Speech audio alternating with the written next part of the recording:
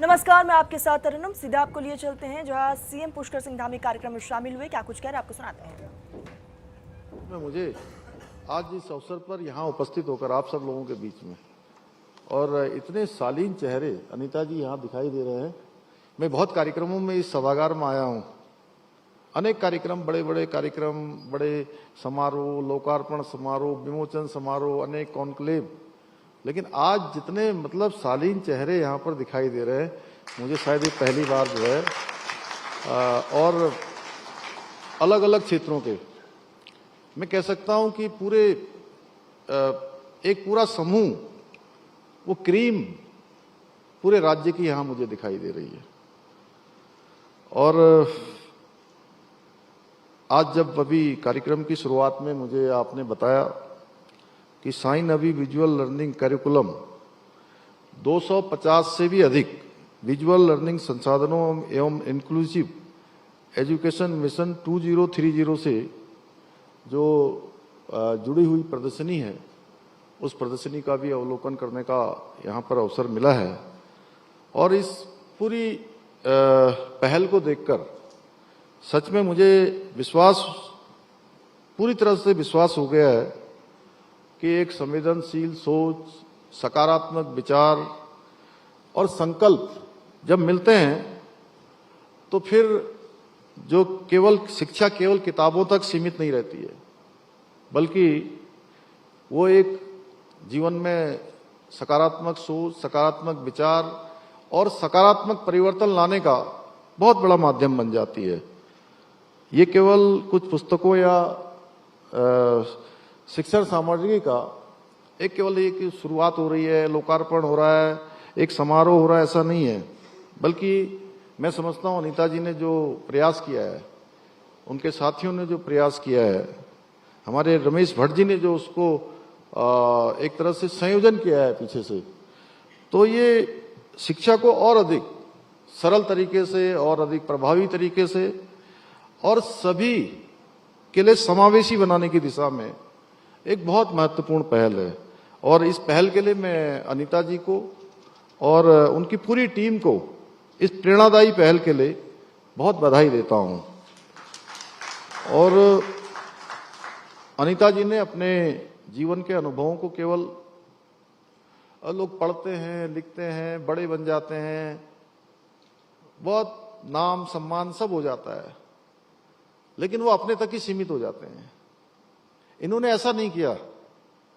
इन्होंने इसको केवल अपने व्यक्तिगत यात्रा तक इसको सीमित नहीं रखा, बल्कि हजारों बच्चों के उज्जवल भविष्य का आधार बनने का संकल्प लिया कि मैं उन बच्चों के भविष्य को सुधारूंगी। और सच में हमारे सिंह साहब ने जो अभी इसका वो कर रहे थे, संचालन कर रहे थे, उन्होंने कहा कि अब आप जो है मानव और अवि ही नहीं, बल्कि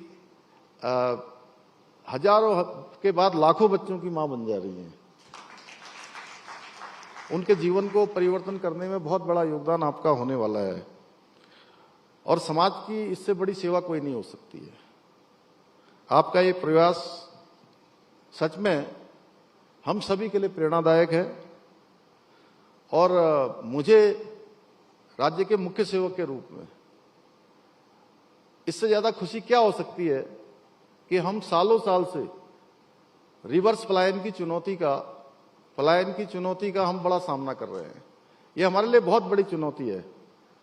और अनीता जी 30 साल वहां रहकर, और जब हम सब ने मानव को बोलते हुए देखा और बता रही थी कि किसी बड़ी कंपनी में, वो वेल्स फार्गो में, पूरे दुनिया में केवल 2 ही लोग हैं उसमें से एक मानव भी है, आपका बेटा। तो अभी आपने बताया मुझे, तो मेरे लिए इससे बड़ी खुशी क्या हो सकती है, संतोष क्या हो सकता है कि मुझे लग रहा है कि मेरा काम भी सही दिशा में जा रहा है। आपको देखकर जो हम लगातार प्रवासियों को बुला रहे हैं, उनसे कह रहे हैं कि अपने गांव से जुड़ो, अपने घर से जुड़ो, अपने पैतृक स्थानों को जाओ, अपनी विरासत को भी आगे बढ़ाने में आप सक्षम हो गए हैं। आपके पास संसाधन हो गए हैं, आपके पास मान सम्मान हो गया है, आपके पास साधन हो गए हैं। तो आइए उन अपने पूर्वजों की जमीन को, पूर्वजों की भूमि को भी, उसको आगे बढ़ाने में अपना योगदान दीजिए। तो अनीता जी ने उसमें बहुत बड़ा काम किया है और रिवर्स पलायन की आप हमारी ब्रांड एम्बेसडर हैं, आज मैं यहाँ से कह रहा हूँ। और सच में यहाँ तो देखिए बहुत मैं कहता हूँ अभी पिछले दिनों कुछ घटनाएं भी ऐसी हुई यहाँ पर जो दुर्घटना नहीं होनी चाहिए थी। कुछ बच्चों के साथ हो गया 2-3 अभी 4-5-6 महीने पहले। तब मैंने कहा विधानसभा में बोलते हुए, मुन्ना सिंह जी भाई साहब वहां पर थे, मैंने कहा कि ये उत्तराखंड ऐसा हमारा राज्य है जिसने पूरे भारत के पूरी दुनिया के लोगों को आत्मसात किया है। यहाँ तो मिनी इंडिया है, ये सबको आत्मसात करता है। और आप तो यहीं से शुरू हुई हैं और कितना सुंदर गाना हमारे नरेंद्र सिंह नेगी जी का जो पूरे वर्ल्ड के अंदर गया है, बेटे ने यहाँ पर सुनाया, हम सबको भाव विभोर कर देने वाला था। तो आप यहाँ काम करिए, यहाँ पर हम सब लोग आपके साथ हैं और पूरा उत्तराखंड आपके साथ है, पूरे देवभूमि के लोग हैं। यहाँ पर अच्छे कामों को हमेशा लोग प्रोत्साहन देते हैं, सहयोग करते हैं। और मैं अपने जो मैंने राज्य के इस जिम्मेदारी के नाते जो काम किया है, मैं विश्वास पूर्वक आपको भरोसा दिलाता हूं कि हमारे राज्य के अंदर लोग जो है सब चीजों से ऊपर उठकर हैं। ना वो क्षेत्र देखते हैं, ना वो कोई वर्ग देखते हैं, ना कोई जाति देखते हैं। वो देखते हैं तो व्यक्ति की सोच देखते हैं, उसका काम देखते हैं, उसके आधार पर उसके साथ खड़े होते हैं।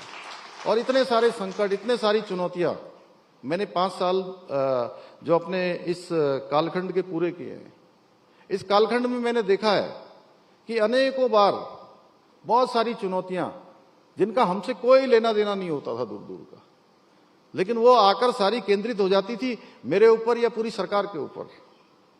लेकिन मैं नमन करना चाहता हूं देवभूमि उत्तराखंड के हमारे सभी बड़े बुजुर्गों को, सभी माताओं को, बहनों को, हमारे नौजवान युवा साथियों को, पूरे राज्यवासियों को, कि उन्होंने हमेशा हमारी पीठ पर अपना हाथ रखा और हमेशा आगे बढ़ने की हमको प्रेरणा दी। उसका परिणाम हुआ कि आज उत्तराखंड हमारा पूरे देश के अंदर, जहां पहले लोग कहते थे कि छोटे राज्य के लिए ये संभव नहीं है, आज हमारा छोटा राज्य पूरे हिंदुस्तान के लिए कई मामलों में उदाहरण बन रहा है। जो काम हम सबसे पहले यहां करते हैं वो पूरे देश के अंदर होता है। अब सोचिए एसडीजी जैसा सस्टेनेबल डेवलपमेंट गोल्स, कल मैं 9 घंटे तक हमारे जिला पंचायत के लोगों के साथ, ब्लॉक प्रमुखों के साथ, पंचायत के प्रतिनिधियों के साथ, उसके बाद हमारे निगम, कॉरपोरेटर्स और नगर पंचायतें, छोटी वाली जो हमारी पालिकाएं, उनके सभी प्रतिनिधियों के साथ 9 घंटे तक हमने बैठक करी रमेश जी। एक बार एक ग्रुप के साथ पूरी बैठक करने के बाद उनके साथ लंच के साथ समापन हुआ, दूसरे के साथ डिनर के साथ समापन हुआ। तो मैंने तब भी देखा कि किस प्रकार से लोग जो है आज हमारे यहां काम कर रहे हैं, किस प्रकार से राज्यों को आगे बढ़ाने के लिए काम कर रहे हैं। तो मैंने कहा कि आप सब लोगों में से कितने लोग जानते हैं कि सस्टेनेबल डेवलपमेंट गोल्स क्या होता है? तो आप तो खैर जानती होंगी क्योंकि इतनी दुनिया में काम करके आ रही हैं, लेकिन जब मैंने उनसे पूछा तो बहुत कम लोगों को पता था। तो ये गैरोला जी हमारी जिम्मेदारी है भैया, हम लोगों को बताना चाहिए कि सस्टेनेबल डेवलपमेंट गोल्स में कितने पैरामीटर्स आते हैं, पंची बताना चाहिए हम लोगों को। तो उन सस्टेनेबल डेवलपमेंट गोल्स में हमारा राज्य छोटे राज्यों में नहीं, हिमालय राज्यों में नहीं, बल्कि कश्मीर से लेकर कन्याकुमारी तक, नॉर्थ, ईस्ट, वेस्ट, साउथ सब मिला के उन सब में हमारे राज्य का नाम पहले स्थान पर आया है उस इंडेक्स में। देखिए हमने यूसीसी जैसा कानून पूरे भारत में सबसे पहले हमने लागू किया है। हम नकल का कानून लेकर आए, पूरे देश में हल्ला हो रहा है, कुछ लोग पॉलिटिक्स भी कर रहे हैं, हालांकि ये बात यहां पर कहने जैसी नहीं है, लेकिन फिर भी मुझे लगता है कि इससे अच्छा मंच कैसा हो सकता है कि जब मुझे इतने सारे विद्वान लोग सामने दिखाई दे रहे हों, वो भी शिक्षा के क्षेत्र में, समाज के क्षेत्र में काम करने वाले, तो उनकी जानकारी में होना चाहिए। मैं किन्हीं महानुभावों का भाषण सुन रहा था, वो कह रहे थे कि एक भी आदमी जेल में नहीं गया रमेश जी नकल के मामले में। मैंने कहा हमने जब भी हमारे राज्य में नकल का मामला मेरे सामने आया, हमारा राज्य ऐसा राज्य, पहला राज्य जिसने सबसे सख्त नकल का कानून बनाया और 100 लोगों को जेल में भेजा हमने। इसमें उत्तराखंड में 100 से ज्यादा लोग जेल में गए सिंह साहब, और हमारे यहाँ 34,000 से ज्यादा अभी हमारे बच्चों को, हमारे बेटों को, बेटियों को, बहनों को, भाइयों को यहाँ पर पारदर्शिता के आधार पर नौकरी मिली है। ऐसे अनेक कीर्तिमान। हमने अभी अल्पसंख्यक शिक्षा में एक नया कानून हम ले आए। हमने कहा कि अल्पसंख्यक समुदाय किसको कहते हैं, ये समाज कौन सा होता है। इस समाज में होते हैं हमारे सिख भी होते हैं, बौद्ध भी होते हैं, ईसाई भी होते हैं, जैन भी होते हैं, पारसी भी होते हैं और मुस्लिम भी होते हैं। तो सभी के लिए एक समान कानून होना चाहिए, अच्छी शिक्षा आनी चाहिए। है मदरसे पढ़ते थे, अब बच्चे पता नहीं कहाँ से आ रहे हैं, कभी कुछ हो रहा है, कभी कुछ हो रहा है। ये बच्चों से जुड़ा हुआ नेताजी। तो ये भी हमने सुधार का काम किया और हमने इसमें एक प्राधिकरण बना दिया, एक अथॉरिटी बना दी कि अब इनमें जो भी सिलेबस पढ़ाया जाएगा वो सिलेबस हमारे वंदना जी जहाँ हैं इनके शिक्षा बोर्ड से जो है उसको मान्यता मिलेगी या उसको ऑथराइज किया जाएगा, वही सिलेबस पढ़ाया जाएगा। क्योंकि हम चाहते हैं कि वो बच्चे भी देश की मुख्य धारा में शामिल हों। ये नहीं कि वहां से देशद्रोही निकले, देश के विखंडित करने वाले निकले, अराजक लोग निकले, ऐसे लोग निकले जो देश की कल्पना उनके मन में कहीं हो ही ना। तो ऐसे अनेक काम किए हैं। मैं इसलिए ये बताना चाहता हूं कि आज हम लोग इस प्रकार की पहल कर रहे हैं। तो आप आइए, आपने बहुत अच्छा किया है और समाज के लिए इससे बड़ी सेवा शायद ही कोई हो सकती है जो आप कर रही हैं। भाइयों बहनों, किसी भी समाज की प्रगति की सबसे मजबूत नींव शिक्षा व्यवस्था होती है। लेकिन शिक्षा भी तभी सार्थक बनती है वो जब प्रत्येक बच्चे तक समान अवसरों के साथ पहुंचे। क्योंकि अभी आप दिखा रही थी यहाँ पर कि जो आपने यहाँ पर दिखाया छोटा सा हम लोगों को कि हर बच्चे में अलग अलग चीजें होती हैं, हर बच्चा अलग होता है, उसके सीखने के तरीके भी अलग अलग होते हैं, क्षमताएं अलग होती हैं। कोई सुनकर सीखता है, कोई पढ़कर सीखता है और कोई देखकर सबसे बेहतर सीखता है। तो ऐसे में ये जो देखने वाली जो आधारित जो शिक्षा पद्धति है वो शिक्षा पद्धति बच्चों के भीतर जिज्ञासा, उनके अंदर एक कॉन्फिडेंस और समझ को नई ऊंचाइयां देती हैं। इसलिए हमारे यहाँ शिक्षा को, हमारी संस्कृति में सदैव ज्ञान को सबसे ऊंचा स्थान दिया गया है। और हम तो रमेश जी जब छोटे थे, कक्षा 7 में 8 में पढ़ते थे, तो एक वो कुछ पंक्तियां हमको सिखाई गई। सरस्वती नमस्तुभ्यं वरदे कामरूपिणी विश्वरूपी विशालाक्षी विद्याम देहि सरस्वती।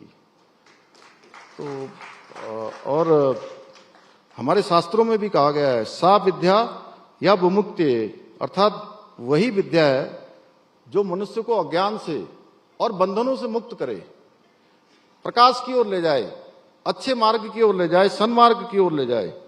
और इसी सोच के तहत हमारी सरकार ने भी, डबल इंजन की सरकार ने शिक्षा को सर्वोच्च प्राथमिकता दी है। जहां श्रद्धेय अटल बिहारी वाजपेयी जी के समय में सर्व शिक्षा अभियान देश के अंदर प्रारंभ किया गया था कि कोई भी बच्चा शिक्षा से वंचित न रहे, हर किसी को शिक्षा मिलनी चाहिए।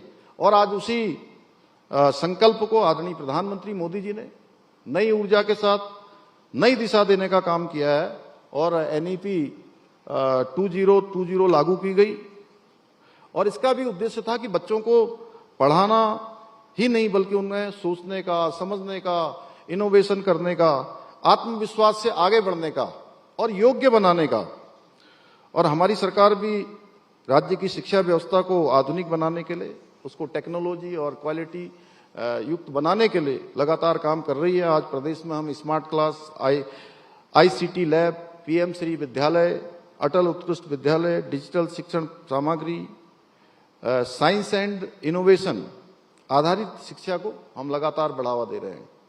मुझे आप सबको बताते हुए ये भी खुशी हो रही है कि हमारे ही राज्य में, यही देहरादून में, देश की 4, 5वें नंबर की सबसे बड़ी साइंस सिटी का निर्माण कार्य बहुत तेजी से चल रहा है। यही झाझरा में आप सब देख सकते हैं, बहुत बड़ा काम हो रहा है, हमारा साइंस टेक्नोलॉजी विभाग कर रहा है। वही हम शिक्षा को हर बच्चे तक पहुंचाने के लिए हमारी सरकार विद्यालयों में रैंप, रेलिंग, सुगम टॉयलेट, अनुकूलित जो फर्नीचर, अच्छा उनको पेयजल मिले, अच्छी वहां पर विद्युत की व्यवस्था हो, इस सब के लिए हम काम कर रहे हैं जिससे कि उनको एक अच्छा वातावरण बच्चों को वहां पर पढ़ाई का मिले। मुझे आप सबको बताते हुए खुशी हो रही कि आज राज्य में लगभग 5,800 विशेष आवश्यकता वाले बच्चे विभिन्न स्तरों पर विद्यालयों में आज पंजीकृत हैं। यही नहीं, हमारी सरकार द्वारा संचालित 11 विशेष विद्यालयों के माध्यम से 1300 से अधिक बच्चों को विशेष शिक्षण एवं पुनर्वास संबंधी सुविधाएं भी सीधे उपलब्ध कराई जा रही हैं। हम जानते हैं कि समावेशी शिक्षा की सफलता हमारे जो प्रशिक्षक हैं, हमारे शिक्षक हैं, उन पर निर्भर करती है और इसीलिए हमने प्रारंभिक एवं माध्यमिक स्तर पर 300 से अधिक विशेष शिक्षकों की नियुक्ति की है। शेष पदों पर नियुक्ति भर्ती की प्रक्रिया जारी है।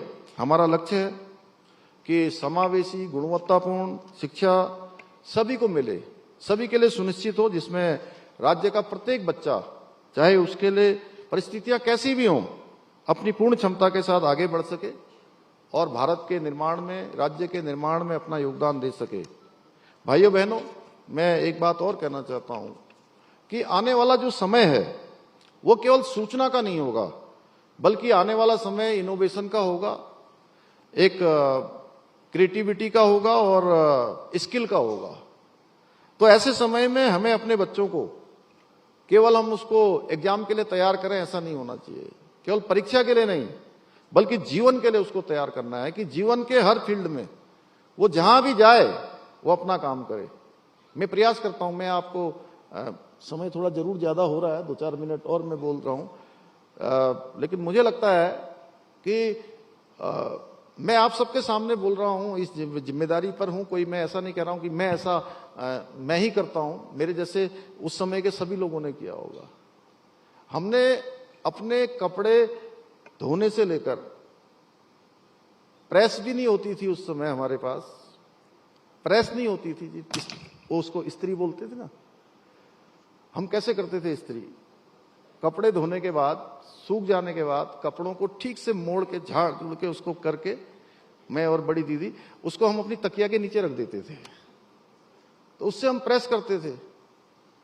हम लोग चाहे झाड़ू लगाना हो, चाहे रोटी बनानी हो, चाहे कुछ भी काम करना हो, घर का काम, खेत का काम करते हुए भी लोग, आप रमेश जी मुझे देखते हो तो कभी आपको लगता नहीं होगा कि हम पहली बार कर रहे हैं। चाहे वो हल चलाना हो, चाहे फावड़ा चलाना हो, चाहे रुपाई लगानी हो, चाहे कोई भी काम, चाहे वो नमक पीसना भी हो। अब लोग मुझे कह रहे थे कि अरे आप तो बहुत अच्छा नमक पीस रहे थे, तो मैंने कहा कोई मैं एक्टिंग करने के लिए थोड़ी ना नमक पीस रहा था, मैंने तो बचपन में पीसा है उसको पूरा सही तरीके से। कैसे बनाते हैं, मट्ठा बनाना हो, तो मैं अपनी धर्मपत्नी से आज कह रहा था कि अपने बच्चों को ये सब कुछ सिखाओ, सारी चीजें सिखाओ, भले ही उनको जरूरत पड़े या ना पड़े, लेकिन आना चाहिए सब कुछ। जब हम आत्मनिर्भर भारत की बात हमारे प्रधानमंत्री जी कर रहे हैं, तो हमें अपने बच्चों को भी आत्मनिर्भर भी बनाना होगा, इस क्षेत्र में भी जो है वो अपने पैरों पर खड़े हों। मैं सबसे कहना चाहूंगा कि हर काम बच्चों को सिखाना चाहिए।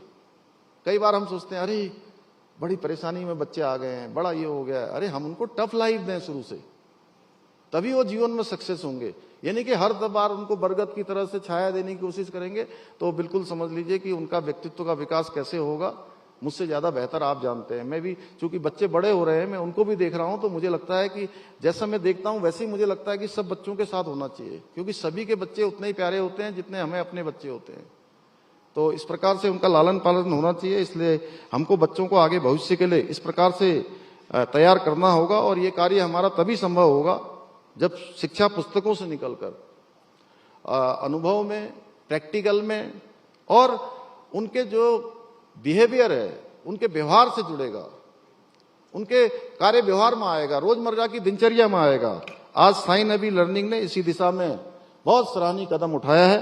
मुझे विश्वास है कि विजुअल लर्निंग करिकुलम बच्चों के लिए, शिक्षकों के लिए, उनके माता पिता के लिए, अभिभावकों के लिए, तीनों के लिए समान रूप से उपयोगी सिद्ध होगा, और यह हजारों बच्चों के अंदर सीखने का जो आनंद है, आत्मविश्वास है और नई संभावनाएं जगाने का बहुत महत्वपूर्ण कार्य करेगा। बहुत अच्छा काम यहां से शुरू हुआ है। आइए हम सब मिलकर ऐसा उत्तराखंड बनाने का विकल्प रही संकल्प लें, जहां बच्चों को अच्छी शिक्षा मिले, गुणवत्तापूर्ण शिक्षा मिले, हर प्रतिभा को अवसर मिले, कोई भी बच्चा केवल परिस्थितियों के कारण अपने सपनों से वंचित न रह पाए, उसको भी आगे आने का हर अवसर हम सब उपलब्ध कराने का, उसमें हम भी अपना योगदान दें। इन्हीं शब्दों के साथ एक बार फिर से मैं अनीता जी को और उनकी पूरी टीम को, साई नवी लर्निंग को की पूरी टीम को हार्दिक बधाई देते हुए मैं अपनी बात को समाप्त करता हूं। धन्यवाद।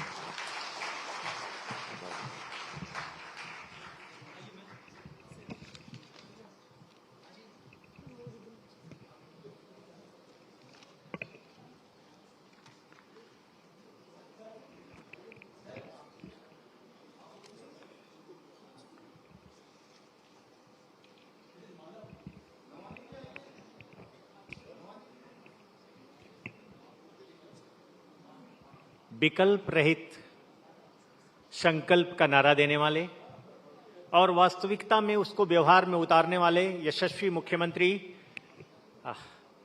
युवाओं की पथ प्रदर्शक, मार्गदर्शक, रोल मॉडल पुष्कर सिंह धामी जी से विनम्र निवेदन है कि वो साइन अवी पब्लिकेशंस की बुक हैं जो ऑटिज्म से प्रभावित बच्चों के लिए हैं, जो मल्टी डिसिप्लिनरी एरियाज को